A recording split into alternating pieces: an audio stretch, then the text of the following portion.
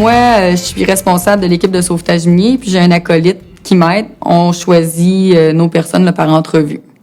Ensuite de ça, 6 fois par année, ces gens-là vont avoir des entraînements, puis différents thèmes par entraînement pour essayer de globaliser le livre du sauvetage minier. On a plusieurs entraînements, on fait des barricades, éteindre des incendies, sauver des mineurs sous terre, des choses comme ça. Dans une équipe de base, on est 8 personnes. On a 6 mineurs qui vont descendre sous terre à l'intervenir. Sauf que ça prend des gens à la surface qui vont diriger les opérations. Le directeur des opérations, l'aide technique, qui vont aligner la mission qu'il va avoir sous terre. Fait que l'aide technique et le directeur des opérations vont aligner bien l'équipe pour que tout se fasse de façon sécuritaire. Les 6 sauveteurs vont descendre sous terre. On a tout le temps un chef, un co-chef, quelqu'un qui va s'occuper des premiers soins. Mais chaque membre de l'équipe, c'est une équipe, c'est un noyau qui avance. Puis chacun a ses connaissances et ses étapes. À la surface, on doit avoir 6 autres personnes prêtes à endosser s'il arrive un problème à l'équipe numéro 1 qui est sous terre. Fait qu'on doit toujours avoir 6 autres personnes avec les mêmes compétences qui sont à la surface pour pouvoir aller intervenir s'il y a un problème à l'équipe numéro 1.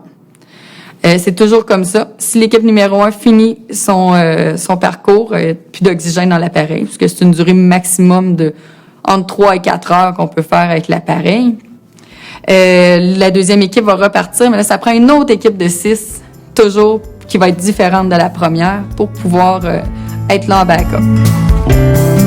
Mais nous, à la ronde, comment on fonctionne? Ben, ça peut être un peu différent d'une mine à l'autre. On a l'homme numéro 1 qui est le chef d'équipe. C'est lui qui va prendre les décisions. C'est lui qui va être en communication toujours avec le directeur des opérations à la surface.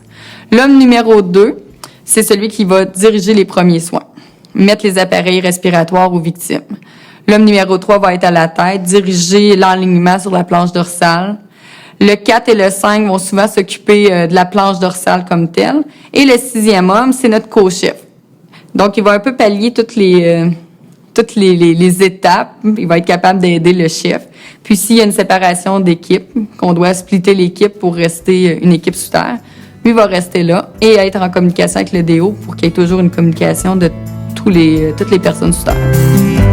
Avoir un poste spécifique en sauvetage minier, ben il n'y a pas personne. On a 36 sauveteurs et la journée de l'incendie, on ne sait pas quel rôle on va avoir. Okay? Souvent, moi, je vais être plus au niveau de la direction des opérations avec les autres membres de mon équipe, m'assurer que la gestion à la surface se fait bien. Lorsque j'ai fait la compétition, par contre, j'étais homme numéro 2. Je m'occupais des premiers soins sur le terrain.